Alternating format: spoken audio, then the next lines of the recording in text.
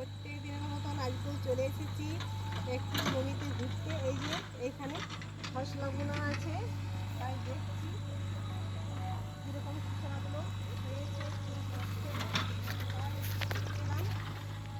এই যে কিছু গাছ আগে বেরিয়েছে, সেগুলোতে ফল হয়ে গেছে, আর কিছু গাছ বৃষ্টি হওয়ার পর হয়েছে, তার জন্য এগুলোতে এখনো ফুল ফল আসতে বাকি রয়ে গেছে। দেখুন কীভাবে ফসলাগুলো হয়েছে।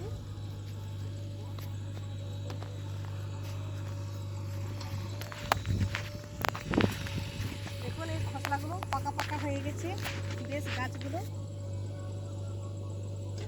দানাগুলো হয়ে গেছে প্রায় মনে হচ্ছে। তো দেখি ওই দিকটাতে কীরকম হয়েছে।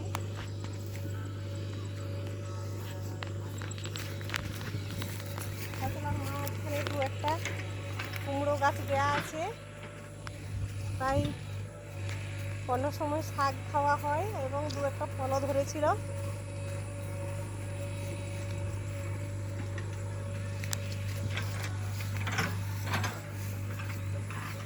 দেখুন এই যে এগুলোতে কোনোটাতে ফুলও এখনো হচ্ছে, আর এই যে ফল হয়ে গেছে, আর কিছু ফল ছোট ছোট আছে, হয়তো সব একসঙ্গে হবে নি। এই যে এই যে খসলাগুলো এটা পেকে গেছে মনে হচ্ছে। একটা দুটো ভেঙে দেখাচ্ছি আপনাদের।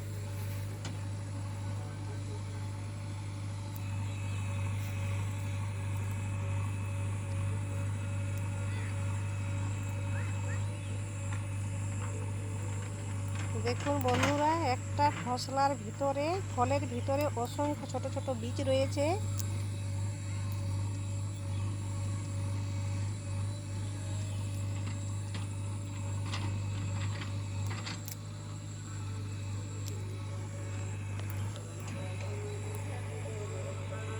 দেখুন বীজগুলো কি সুন্দর, আবার খসলার থেকে তেলও হচ্ছে, আর আবার খসলার থেকে খাবারও হয়, এটা বড়া বানানো হয়, আর আলুতে যে কোনো সবজিতে খসলা মেশানো হয়। দেখুন খসলার কীভাবে বীজগুলো টাইটভাবে এখানে রয়েছে, যে পাকলে পরে পড়ে যাবে তা নয়। দেখুন খসলার দানাগুলো কীরকম হয়েছে, একদম তিলের মতন দেখতে অনেকটাই। তো এটার রং হচ্ছে হালকা ফ্যাকাশে রং আছে, আর তিলের রং কালো রং হয়, পরিষ্কার করলে সাদা হয়। এটাও সাদা হয়ে যাবে মনে হচ্ছে। হ্যাঁ এটাও সাদা হবে। তো এখন এটা কাঁচা অবস্থায় আছে, তো শুকনো করলে সাদা হয়ে যাবে। এই দেখুন একটা বীজ বেরিয়েছে, সাদা হয়ে গেছে। এতে খেতেও খুব ভালো লাগে, পোস্তুর মতন, তো একটু আলাদা সেন্ট করে। আর কয়েকদিন হলে খসলাটা কাটা চলবে। দেখুন আর এই যে মাঝখানগুলোতে কিছু কিছু গাছ ফুল হতে বাকি আছে, ওগুলা কিছুদিন পরে হয়ে যাবে। এখন পুরোপুরি বৃষ্টি হচ্ছে, সব ফুল ফল ঠিকঠাক হবে। আর এই যে এখানে একটা গাছ মারা গেছে, এটা তো অনেক ফল হয়েছিল, ফলগুলো ঝরে, ফলটা ফেটে বীজটা ঝরে নিচে নেমে গেছে। তাই যেগুলো যেগুলো পাকবে সেগুলোই নিয়ে যাওয়া হবে।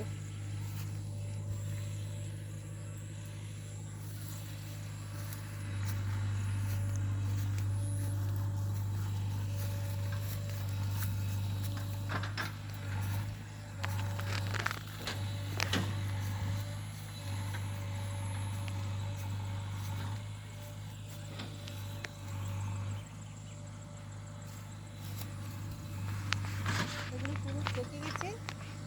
নমস্কার বন্ধুরা, ফসলা বাড়ি আপনাদেরকে ঘুরে সব কিছু দেখালাম, এখন এই পর্যন্ত।